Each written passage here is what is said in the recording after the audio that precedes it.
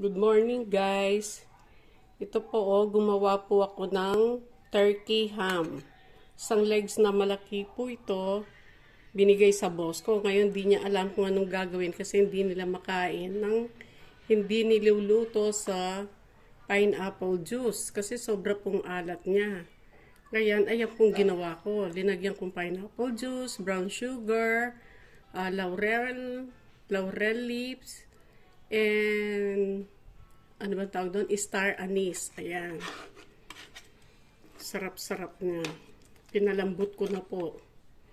Kasi sobrang alat niya eh. Ayan.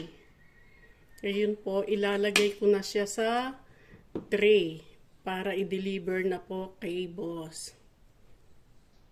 Ayan po, ini-slice ko po siyang maliliit kaya ganyan. Kasi ang laki-laki po eh. Isang buong legs po ng turkey. So para sumipsip po yung laman sa pineapple juice. Ayan. Hiniwa ko pong maliliit para lahat kakapi yung lasa. Ayan, ready to eat na po. Kain na.